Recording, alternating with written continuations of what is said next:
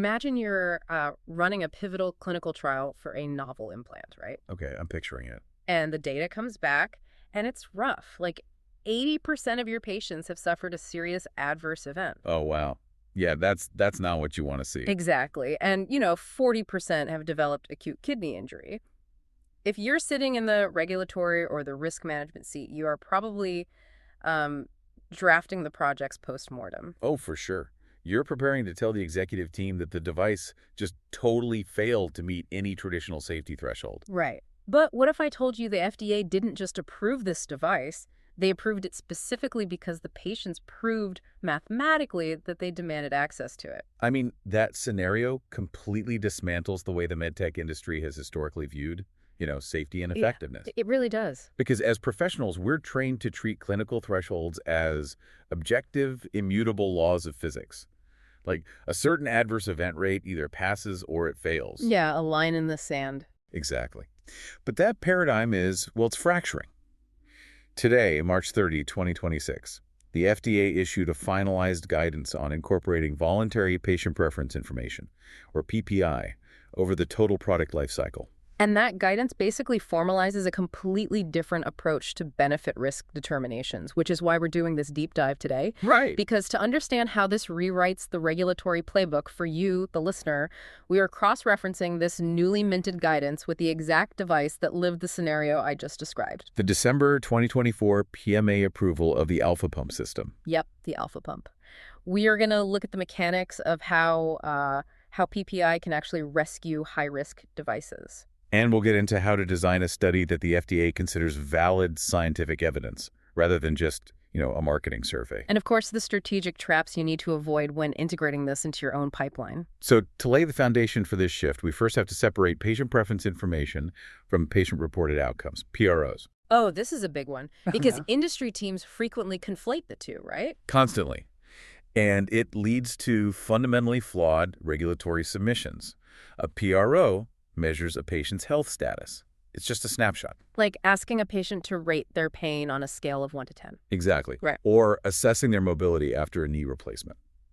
It tells the FDA how a patient feels at a very specific moment in time. Which means a PRO is essentially just another clinical endpoint. Right. It's data generated by the therapy. But PPI is entirely different. Completely different. Yeah. PPI captures the value a patient places on specific outcomes and the trade-offs they're actually willing to make to achieve them. So it's not asking, does this device reduce your pain? No, it's asking, how much of a risk of, say, systemic infection are you willing to accept upfront to gain a 50% chance of reducing your daily pain? That's a huge distinction, and the guidance specifically positions PPI as the key to unlocking what they call preference-sensitive decisions. Yeah, these are those regulatory gray areas where multiple treatment options exist or where the clinical evidence might be kind of borderline or uncertain. Or where the patient's valuation of the benefits and risks diverges sharply from the perspective of the treating physician, or even the FDA reviewer. Right. The FDA actually refers to this divergence as preference heterogeneity. Okay, so I understand preference heterogeneity in theory. Like, a healthy regulator sitting in a federal building evaluates risk very differently than a patient who is actively suffering from a chronic disease. Of course they do. But I want to push back here. From a liability and regulatory standpoint, if a device causes a 20% rate of adverse events, how does a patient's subjective feeling about that risk alter the FDA's statutory requirement to ensure a device is safe? I mean, risk is still risk, isn't it? Well, the breakthrough in this 2026 guidance is that the FDA is no longer treating the patient's perspective as just a subjective feeling. They're not. No, they're treating it as a quantifiable variable in the benefit-risk equation. Okay, wait, explain that. When a patient lives with a severe, unrelenting condition, their personal tolerance for risk is altered by the severity of their baseline reality. Right. So the guidance establishes that if you can rigorously mathematically prove that a specific subpopulation finds a high-risk profile acceptable compared to their current standard of care, then the device can be deemed safe and effective for that specific population. Exactly. Safety is no longer just a raw numerical threshold. It's relative to the validated preference of the end user. Which brings us perfectly to a device that actually had to bet a multi-million-dollar PMA on this exact concept. Let's look at the Alpha Pump system. Yeah, the alpha pump is such a perfect case study for this. Because this wasn't a situation where PPI was used as like supplementary marketing material. It was the linchpin that kept the device from being rejected. It really was. So the alpha pump is an implantable, wirelessly charged device designed for adult patients with liver cirrhosis who suffer from refractory or recurrent ascites. And for those who might not know, these patients accumulate massive amounts of fluid in their peritoneal cavity, right? Right. And the pump operates continuously, moving that excess fluid from the abdomen into the bladder. So the patient can just eliminate the fluid through normal urination. Exactly. Now, the clinical context here is critical to understanding the preference heterogeneity. Yeah, because the standard of care for refractory ascites what a patient has to go through if they don't get this pump is large volume paracentesis, LVP. Which is brutal. It involves going to a clinic or a hospital every week or two, having a large bore needle inserted into the abdomen, and literally sitting there while liters of fluid are physically drained out. It's painful, it carries its own infection risks, and I mean, it completely dominates the patient's schedule and quality of life. Absolutely ruins it.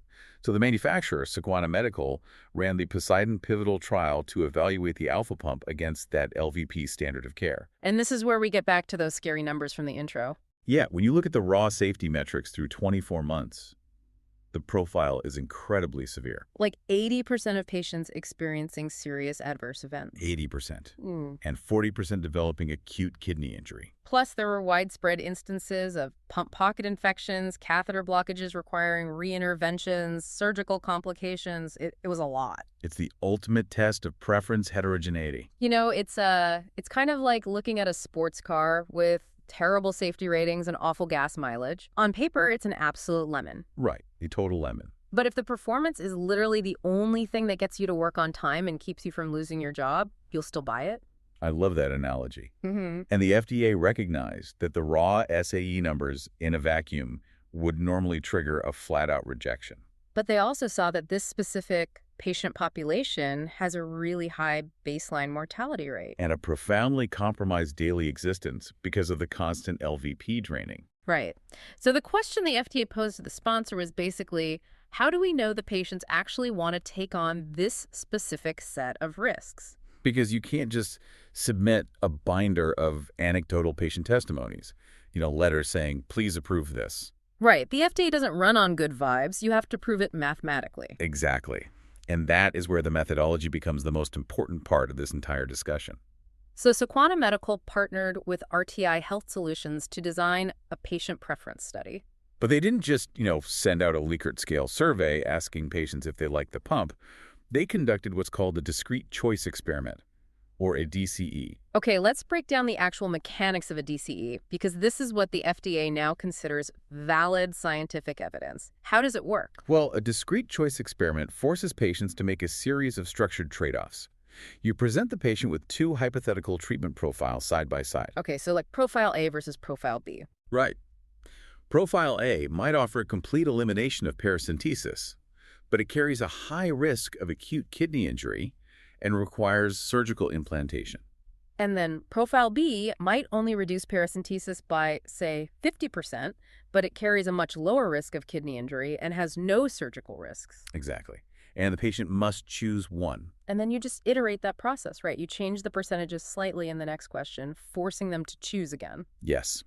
By running patients through these iterative scenarios using fractional factorial designs, you prevent survey fatigue while generating a highly precise mathematical utility curve. A utility curve. So you're calculating the exact breaking point where a patient says, okay, the risk is now too high for this specific benefit. You nailed it. And when you apply that utility curve to the actual clinical data from the Poseidon trial, the results are what ultimately secured the PMA. Because the DCE calculated the maximum acceptable risk the patients were willing to endure. And the sponsor was able to lay those thresholds directly over the actual adverse event rates from the trial. And the gaps between what patients would accept and what the trial actually delivered are just fascinating. They really are. Give them some of the numbers. Okay, so in the discrete choice experiment, patients proved they were willing to accept a greater than 10% risk of major surgery or death to get the alpha pump. And the actual rate in the Poseidon trial for that specific outcome? 0%. Right, 0%. So well within their tolerance. Then they established a maximum acceptable risk of greater than 35%. for a minor procedure, like a device explant or revision. And the actual trial rate was 20%. Exactly. So a 20% revision rate looks terrible on a traditional risk matrix. Yeah, normally that would raise huge red flags. But it's 15 percentage points below the patient's maximum tolerance threshold. Wow. But the most critical metric involved the kidney and infection risks, right? Oh, absolutely. Patients stated they were willing to accept a greater than 30% risk of serious infection or acute kidney injury requiring hospitalization. 30%. And the actual trial rate was 22.5%. Right. We have a gap here that defies traditional risk management. A 22.5% AKI rate is staggering. But it is mathematically proven to be acceptable to the end user. Exactly. And the discrete choice experiment also quantified the benefit side of the equation. Right, because why take those risks? The utility curve showed that patients were making these trade-offs to achieve a 100% reduction in paracentesis procedures. Which translated to gaining an average of 10 a site's good health days per month. I mean, think about that. Gaining 10 days a month where you are not tethered to a hospital or suffering from severe abdominal swelling, that is a life-altering benefit. So the model synthesized all these variables and predicted what? A 63.5% probability that a patient would choose the pump over the standard of care despite the heavy adverse event profile. Okay, I hear you on the math. It's elegant. But, I hear a but coming. But from a practical regulatory standpoint, if a patient states in a survey they will accept a 30% kidney injury risk, receives the implant, and then actually suffers that kidney injury, saying, I preferred it at the time, is not going to stop a massive product liability lawsuit. No, it is not. So how does the FDA reconcile approving a device with known severe risks just because a survey says patients want it?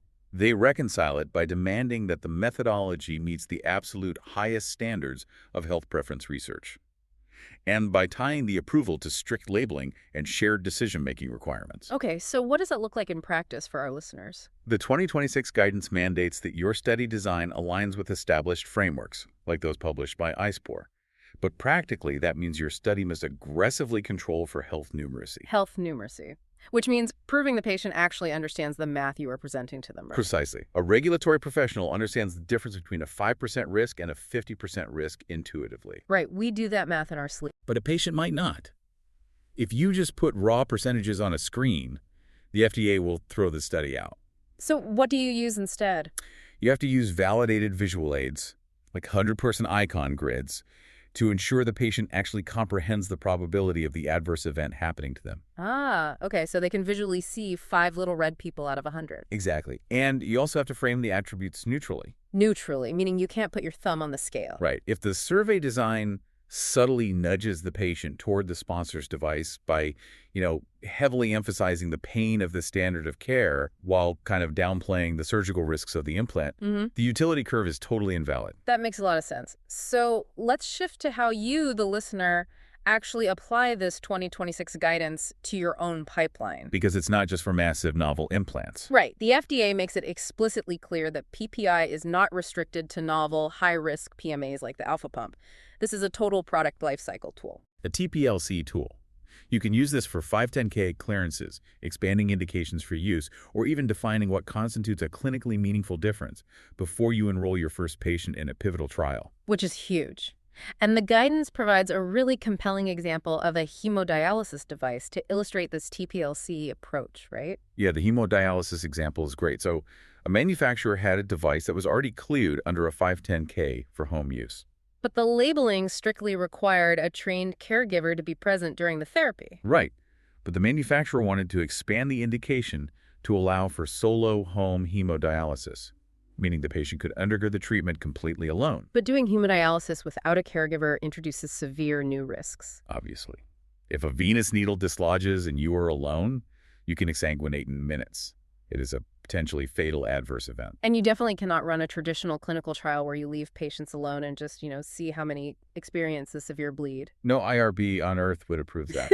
Right. So the manufacturer used a PPI study, but instead of a discrete choice experiment, they used a threshold technique. Yeah, the threshold technique is highly effective when you have a single fixed benefit, and you need to find the breaking point for a specific risk. So in this hemodialysis case, the fixed benefit was the independence and accessibility of doing dialysis at home alone. Exactly. So the survey presented patients with escalating probabilities of needle dislodgement and death. The goal was to find the exact threshold where the patient finally says, okay, the risk of bleeding out now outweighs the benefit of my independence. And what did the data show? The data proved that a substantial portion of the patient population was highly willing to accept those increased, potentially fatal risks in exchange for the autonomy of solo therapy. And the FDA granted the expanded 510(k) indication based on that PPI data? They did. But, and this is a massive but, to execute this successfully, you cannot operate in a silo. The guidance heavily emphasizes utilizing the Q submission program. Ah, the Q-sub. So that's where these PPI studies really succeed or fail. 100%. You must get in front of the FDA and align on the exact attributes and risk levels you plan to test in your survey before you collect a single data point. Right, because think about the discrete choice experiment for the alpha pump. If Sequana Medical had decided to, say, omit the risk of acute kidney injury from their survey just to keep the questionnaire shorter, The FDA would have deemed the entire mathematical model irrelevant because they view AKI as a primary risk of the procedure. so you are basically negotiating the parameters of the mathematical model in that Q-sub. Exactly. The FDA might demand you include 5 risk attributes, but you know that presenting 5 risks simultaneously will cause cognitive overload for the patient taking the survey. So the Q-sub is where you negotiate that balance. Right. But this raises a major strategic gray area that we need to talk about. Yeah. The subpopulation matching problem. Yes, the subpopulation matching problem. Let's get into that because it seems like the most critical trap for regulatory practitioners. It is. If your PPI survey relies heavily on patients with the most severe form of a disease, because naturally those are the patients willing to accept the highest risks, Right.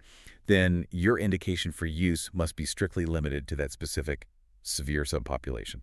Because if you use the risk tolerance of a desperate end-stage patient to justify a high-risk device, and then you try to market that device to early-stage patients who have a completely different risk calculus. You have engineered a massive off-label use problem.